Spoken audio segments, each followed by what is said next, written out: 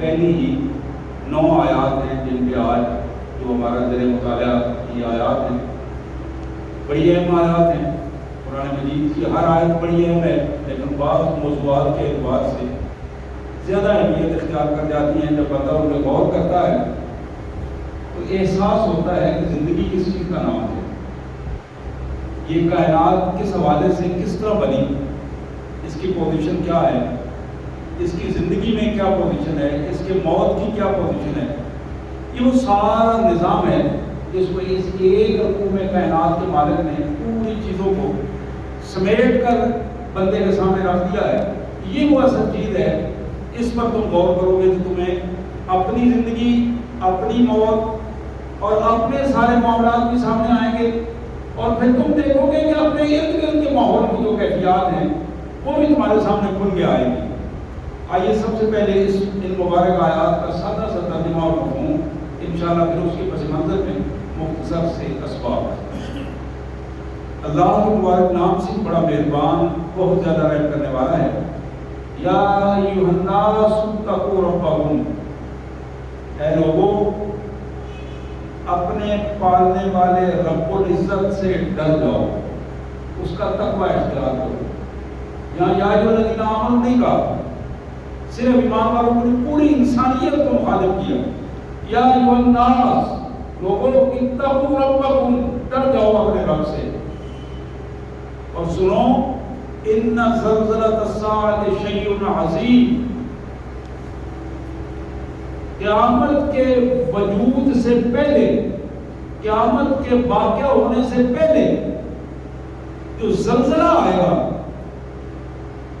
تم اس کا تصور نہیں کر سکتے کہ کتنا ہولناک ہوگا۔ شیء عظیم، کائنات کا مالک اسے عظیم کہہ رہا ہے، ہمارے لیے اس کی کیفیت بڑی عجیب ہوگی۔ شیء عظیم، پوری دنیا کو قرآن نے کلیم کہا ہے۔ قل متاع دنیا قلیل، دنیا قلیل ہے۔ یہ زلزلہ قیامت سے پہلے جو آئے گا جو پوری کائنات کو جھنجھوڑ کر رکھ دے گا۔ ان زلزلۃ الساعۃ شیء عظیم، قیامت سے پہلے تو کائنات پوری ہلا دی ماری جائے گی، وہ تصور سے باہر، تم یہاں اس کا تصور نہیں کر سکتے کہ وہ کیفیت کیا ہوگی۔ یوم ترونہا تذہل کل مرضعۃ عما ارضعت، اس دن تم دیکھو گے دودھ پلانے والی اپنی گود میں اپنے بچے کو لے کر، دودھ پلانے والی ماں بچے کو دودھ پلانا بھول جائے گی، بچے کو دودھ پلانا بھول جائے گی، ہوش و حواس کھو بیٹھے گی، اس کو ہوش نہیں ہوگی کہ میں نے دودھ پلانا ہے۔ اور یہ انسانی فطرت ہے کہ دودھ پلانے والی ماں زندگی میں سب سے زیادہ، اس کی زندگی میں اہمیت بچے کو دودھ پلانا ہوگی۔ وَتَضَعُ كُلُّ ذَاتِ حَمْلٍ حَمْلَهَا، اور تم دیکھو گے بوجھ اٹھائی ہوئی خواتین کا بوجھ گر جائے گا۔ وَتَرَى النَّاسَ سُکَارَىٰ، تم لوگوں کو اپنی آنکھوں سے دوسروں کو دیکھو گے کہ اس طرح بے ہوشوں کی طرح گرتے پڑ رہے ہیں، مدہوش ہیں، ان کو کوئی ہوش و حواس نہیں ہے۔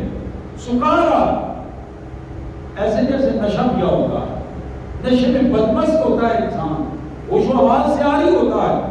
اللہ فرماتے ہیں وما هم بسکارا، نشہ نہیں کیا ہوگا، نشہ نہیں ہوگا، ہوگا کیا؟ ولکن عذاب اللہ شدید، اللہ کے عذاب کی شدت اتنی ہوگی، شدت اتنی ہوگی، اس کی ہیبت اور سختی کی پوزیشن یہ ہوگی کہ انسان اپنے ہوش و حواس کو بیٹھے۔ استغفر اللہ العظیم، استغفر اللہ العظیم، اللہم اجرنا من عذاب الساعۃ و عذاب جہنم یا کریم یا ارحم الراحمین۔ یہ ایک منظر ہے جو قرآن نے ہمیں دکھایا ہے، ایک ہی آیت میں پورا منظر، آنکھیں بند کریں گے یقین کریں گے وہ پورا منظر سامنے آ جاتا ہے کہ پوزیشن کیا ہوگا۔ اب ایک دوسرا منظر ہے، یہ منظر ہمارے معاشرے کا ہے. اللہ فرماتے ہیں وَمِنَ النَّاسِ مَن يُجَادِلُ فِي اللَّهِ بِغَيْرِ عِلْمٍ وَيَتَّبِعُ كُلَّ شَيْطَانٍ مَرِيدٍ. دیکھا تم نے اس شخص کو؟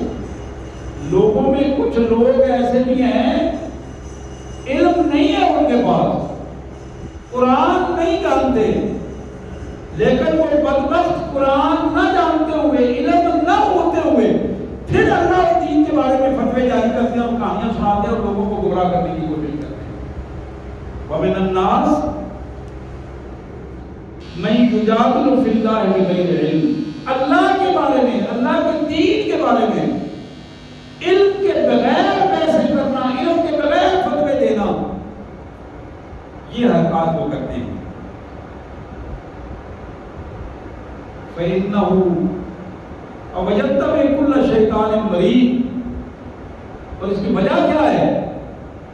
ان کی قیادت ایک ایسا شیطان کر رہا ہوتا ہے جو بدترین دین سے گمراہ شیطان ہے، وہ ان کی قیادت کر رہا ہوتا ہے. وَيَتَّبِعُ، اور وہ پیچھے چل رہے ہوتے ہیں كُلَّ شَيْطَانٍ مَرِيدٍ، ہر اس گمراہ شیطان کے جو بڑا بدبخت اور سرکش شیطان ہے، کسی کی ماننے کے لیے تیار نہیں ہوتا. وہی اس کو کہتے ہیں جو خود سر ہو، کسی کی ماننے کے لیے تیار ہو. آپ ذرا اس منظر کو بھی دیکھیں، یہ ہمارا منظر ہے جس کو قرآن ہمارے سامنے رکھ رہا ہے. وَمِنَ النَّاسِ مَن يُجَادِلُ فِي اللَّهِ بِغَيْرِ عِلْمٍ. لوگوں میں تم جانتے ہو اس شخص کو جو اللہ کے بارے میں، اللہ کے دین کے بارے میں فتوے دیتا ہے، باتیں کرتا ہے، لوگوں کو رہنمائی بلا جھوٹی رہنمائی دینے کی کوشش کرتا ہے. یہ کون ہے؟ اس میں کے بعد علم بھی نہیں ہے. وَيَتَّبِعُ كُلَّ شَيْطَانٍ مَرِيدٍ. یہ پیچھے چل رہا ہے اس بندے کے جو انسان بھی ہے اور شیطان بھی ہے اور سرکش ہے، دوسرے کی ماننے کے لیے تیار نہیں ہے، مرید ہے، اپنے اندر سرکش ہے. كُتِبَ عَلَيْهِ أَنَّهُ مَن تَوَلَّاهُ.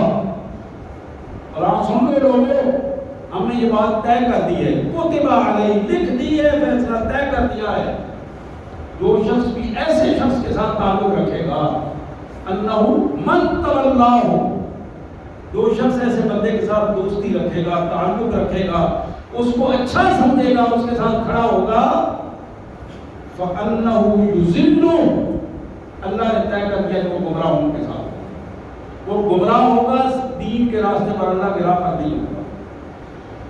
وَيَهْدِيهِ إِلَىٰ عَذَابِ السَّعِيرِ، اور یہ ذلت و رسوائی، گمراہی اسے بھڑکتی ہوئی آگ کے عذاب کی طرف لے کر جائے گا.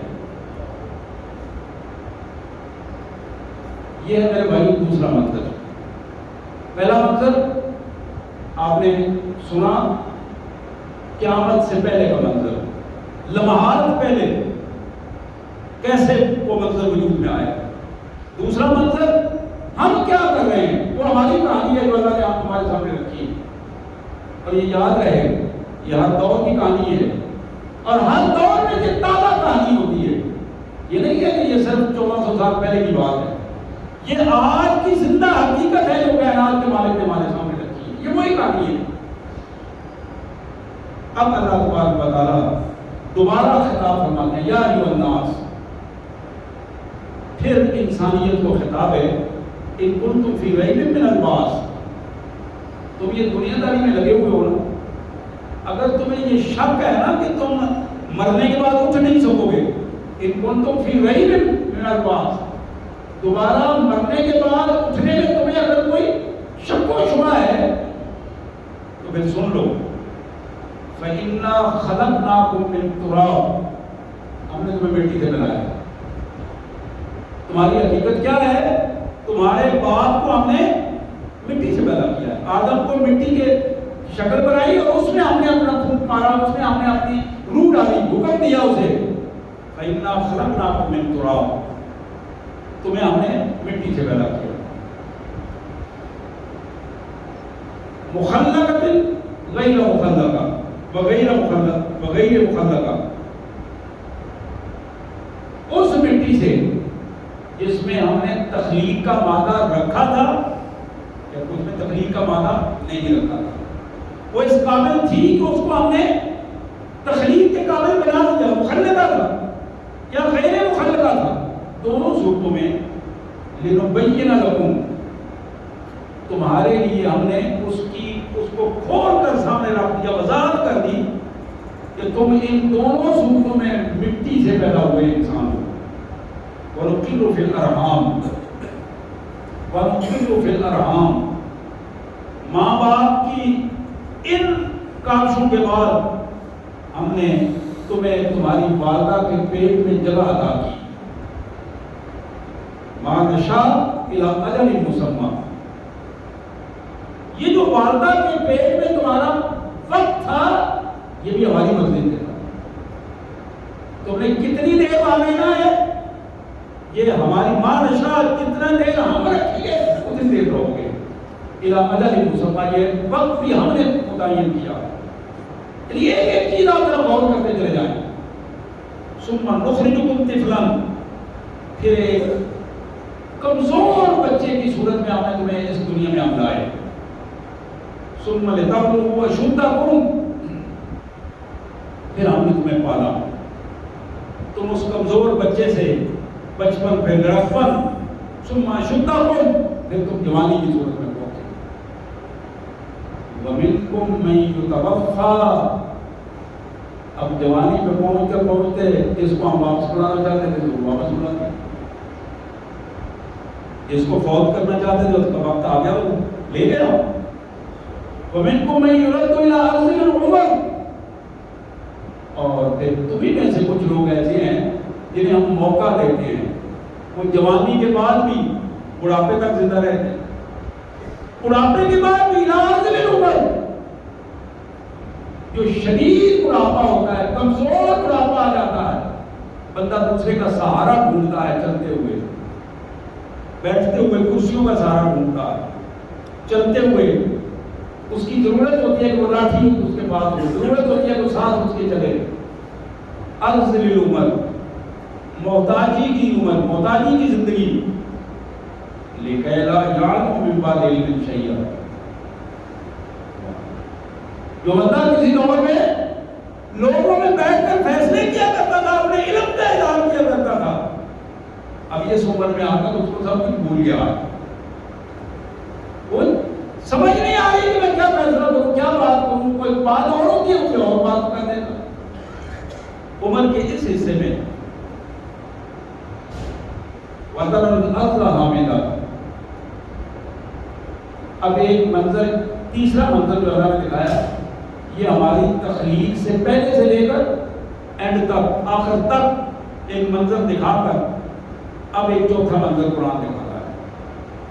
کمال قسم کے یہ انداز ہے قرآن کے، اور یہ اعجاز ہے قرآن کا، یہ اللہ کا کلام ہے، کسی انسان کا یہ کلام نہیں ہے۔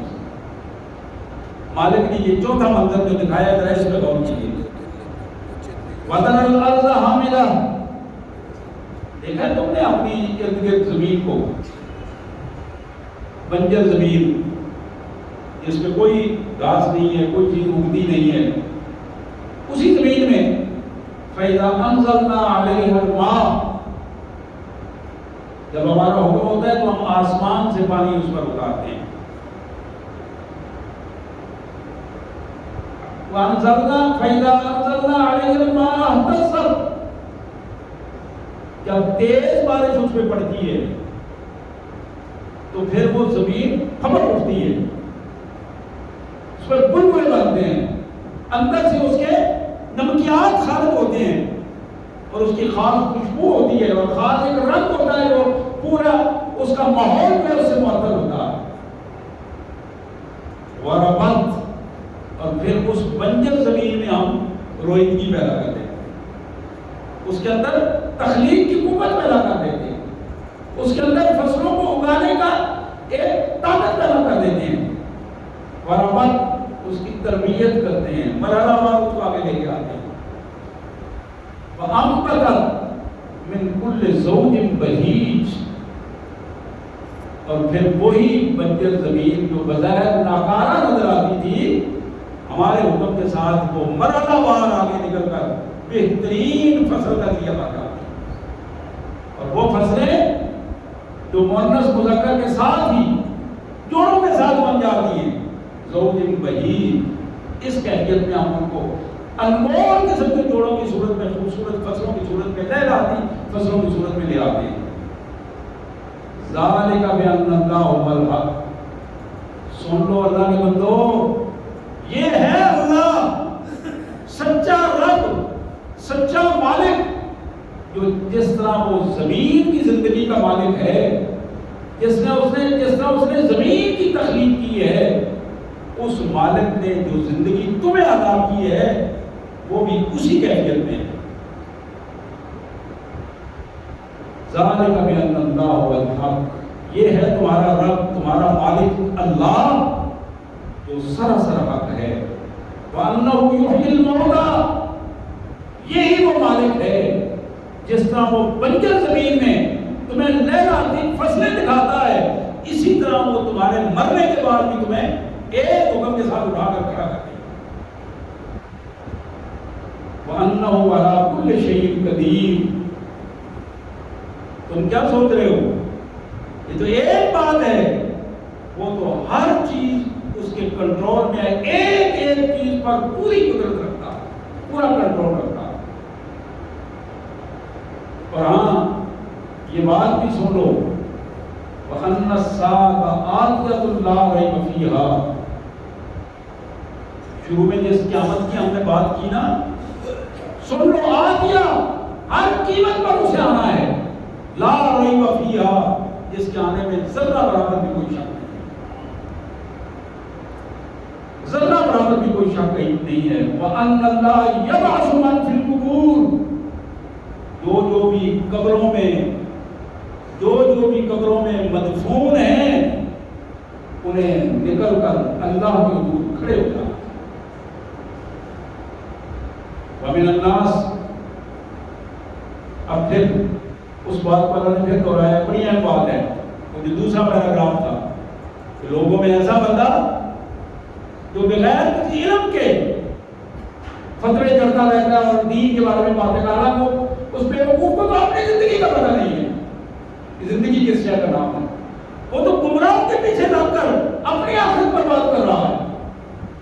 تو یہاں پھر وہ بتایا وَمِنَ النَّاسِ مَن يُجَادِلُ فِي اللَّهِ بِغَيْرِ عِلْمٍ، آخر میں بات سمیٹتے ہوئے وہ بندہ جو بغیر علم کے اللہ کے بارے میں، بغیر دین کو سمجھے ہوئے اللہ کے بارے میں بات کرتا ہے اور بغیر دلیل کے باتیں کرتا چلا جاتا ہے، بلا ہدن، نہ اس کے پاس دینوں قرآن و سنت کی رہنمائی بھی نہیں ہے، بلا کتاب منیر، نہ قرآن کی تعلیمات اس کے پاس ہیں، ثانی عطفی لِيُضِلَّ عَن سَبِيلِ اللَّهِ، اس سے اپنا تعلق کاٹ لو، اس کا دوسرا رویہ یہ ہوگا کہ تمہیں بھی گمراہ کر دے گا، یہ تمہیں بھی گمراہ کر دے گا۔ ایسے افراد سے اپنا پیچھا چھڑانے کی کوشش کرو۔ کل شیطان یتبع کل شیطان مرید، جو ایسے لوگوں کے پیچھے چل رہے ہیں جو سرکش ہیں، نہ قرآن کی ماننے والے، نہ حدیث کی ماننے والے، نہ رسول اللہ کو اپنا قائد ماننے والے، دین کا مذاق اڑانے والے، ساری عطفی یضل عن سبیل اللہ، اس کا دوسرا رویہ یہ ہے کہ تمہیں بھی اللہ کے راستے سے گمراہ کر دیں گے۔ لہو فی الدنیا خزی، دنیا میں ہم نے ان کے لیے ضلالت کا راستہ اختیار کر رکھا، دنیا میں ذلت و رسوائی ہے۔ ایک وقت آتا ہے اللہ فرماتے ہیں تو موقع دیتے ہیں، وہ موقع پورے اختیارات کا ہوتا ہے، پھر وہ موقع جب چھن جاتا ہے پھر کیا ہوتا ہے؟ لہو فی الدنیا خزی، پھر دنیا میں ذلت و رسوائی ہوتی ہے، پھر لوگ روتے ہیں، ترلے کرتے ہیں، منتیں کرتے ہیں، خطوط لکھتے ہیں، سفارشیں ہوتی ہیں، پوری دنیا میں ایک ماحول بنایا جاتا ہے۔ لہو فی الدنیا خزی، لہو فی الدنیا خزی، دنیا میں ذلت و رسوائی کا نمونہ ہم بنا لیتے ہیں۔ وَنُذِيقُهُ يَوْمَ الْقِيَامَةِ عَذَابَ الْحَرِيقِ، اور کر قیامت کے دن ہم اسے جلانے کا عذاب دیں گے، ذلت و رسوائی کا عذاب دیں گے۔ یہ آخری آیت ہے، ذالک بما قدمت یداک، ذالک بما قدمت یداک، اللہ پہ الزام مت دینا، یہ تمہارے اپنے ہاتھوں کی کمائی ہے۔ ذالک بما قدمت یداک، جو کچھ تم نے آگے بھیجا ہے یہ وہ ہے۔ یہ نہیں ہے کہ اللہ تعالیٰ نے نعوذ باللہ کسی پیتنا کو بھی اٹھا کے جہنم میں پھینک دے، نہیں، ذالک بما قدمت یداک، یہ تمہاری اپنے ہاتھوں کی کمائی ہے، یہ تمہارے اپنے فیصلے ہیں۔ تم نے دنیا کو مذاق سمجھا تھا، دنیا مذاق نہیں تھی، تم نے اس دنیا کو سب کچھ سمجھ لیا۔ یہ 40 50 60 سال دنیا کی جو کہانیاں ہیں، او بھائی یہ تو تم نے کتنی عمر گزاری ہے، 60 سال گزاری ہے، 100 سال گزاری ہے، 150 سال گزاری ہے، تم کیوں نہیں اس ابو جہل کے بارے میں سوچتے جو 1500 سال نیچے زمین کے پڑا ہوا ہے؟ اس فرعون کے بارے میں کیوں نہیں سوچتے جو 5-10 ہزار سال سے مصر کے گھر میں پڑا ہوا ہے اور ذلت و رسوائی کے عذاب سہ رہا ہے؟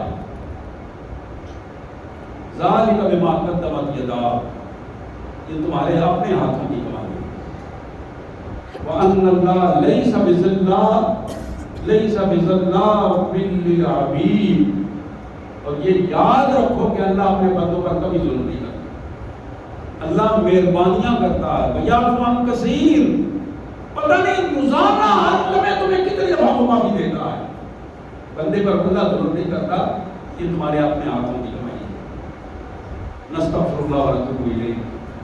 یہ آیات تھی، 17واں پارہ شروع ہو رہا ہے، سورہ حج کا پہلا رکوع ہے۔ میرے بھائیوں، میری بہنوں، اس رکوع کو گھر میں جا کر پڑھو۔ دیکھو میں نے کوئی غلط بات تو نہیں کی، آپ کہہ کرو، قرآن کی آیات کو پڑھو۔ آج ہماری ذلت و رسوائی کا سب سے بڑا نمونہ یہ ہے کہ ہمارا قرآن سے تعلق کمزور ہو گیا۔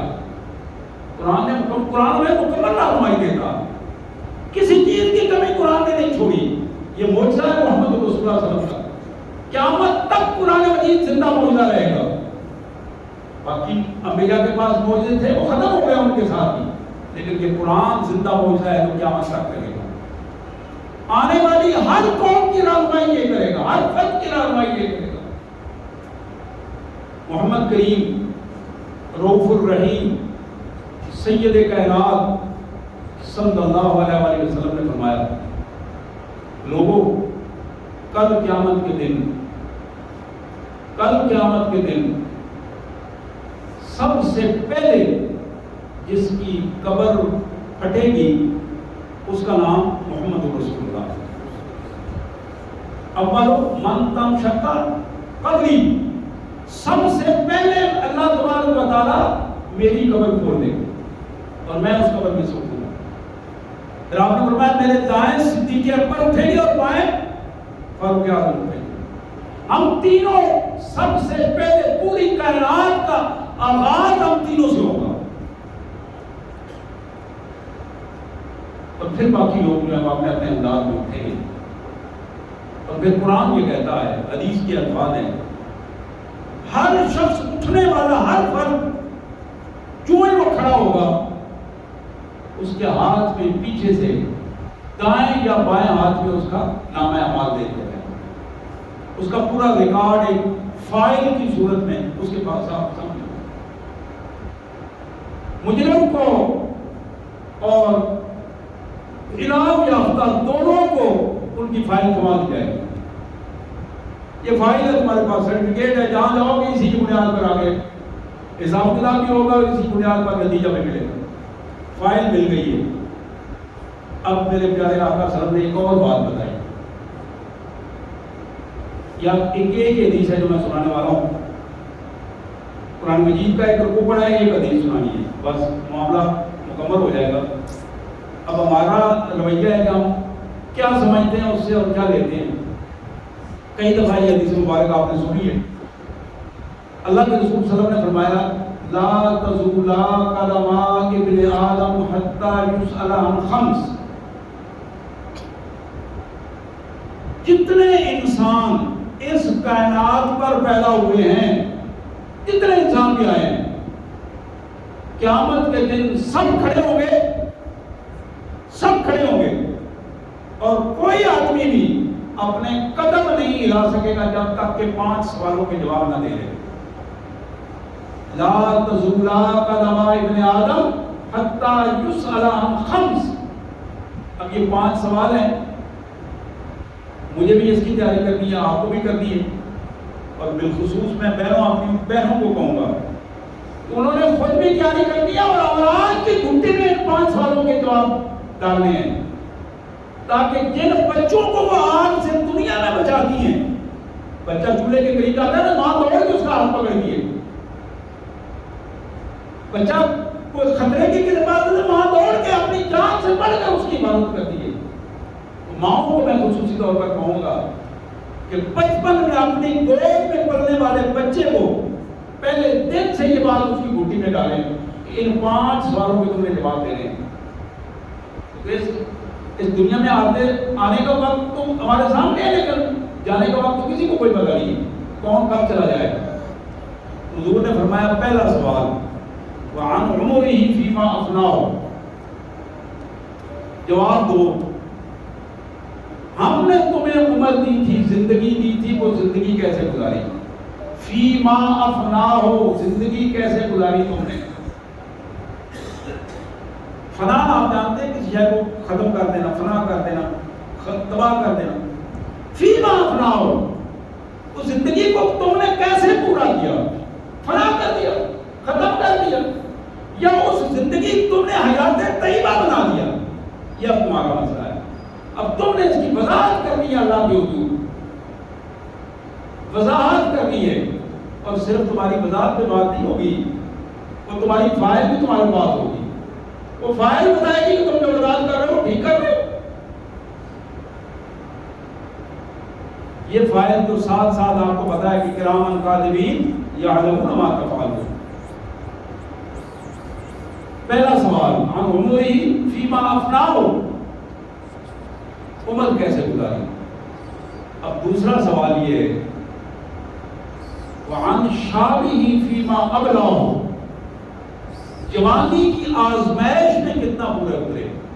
جوانی، یوتھ، نیا نام ہے نا ہمارے ملک میں، نئی نسل کے لیے نیا نام ہے، خوبصورت نام ہے، ہر پارٹی ہر جتھا لفظ یوتھ استعمال کر رہا ہے، اچھے برے سب کہتے ہیں یوتھ۔ یہ یوتھ کا سوال ہے، وعن شابہ فیما ابلاہ، تو اپنے آپ کو یوتھ سمجھتے ہو نا، جوان سمجھتے ہو، تمہیں کل جواب دینا پڑے گا اپنے مالک کی حضور، اپنی جوانی کو کیسے گزارا۔ علامہ اقبال مرحوم نے جب ایک کو خط لکھا تھا، برطانیہ پڑھنے کے لیے بھیجا بچے کو، خود بھی پڑھتے رہے، اگر حالات جانتے تھے، جب خود پڑھتے رہے اس وقت کی ایک تصویر چھوٹی تھی انہوں نے دی، کہتے ہیں کہ زمستانی ہوا میں کرتے تھی شمشیر کی تیزی، نہ چھوٹے مجھ سے لندن میں بھی آداب سر تھی۔ لندن کی فضاؤں میں تلوار سے کاٹنے والی سردی تھی، لیکن تہجد کے وقت ٹھنڈے پانی سے وضو کر کے نوافل کا سلسلہ کبھی میرا قضا نہیں ہوا۔ فرض تو فرض ہے، اور نوافل بھی آداب سحر خیزی، صبح کا اٹھنا میں کبھی قضا نہیں ہوا۔ یہ اپنی تصویر دیکھی ہے۔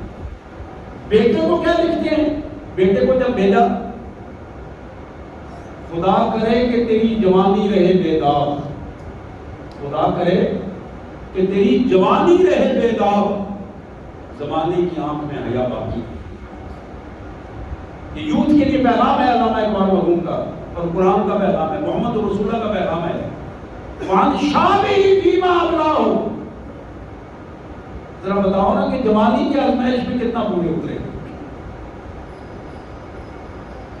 تیسرا سوال وعن مالہ من این کسبت، مال کیسے کمایا؟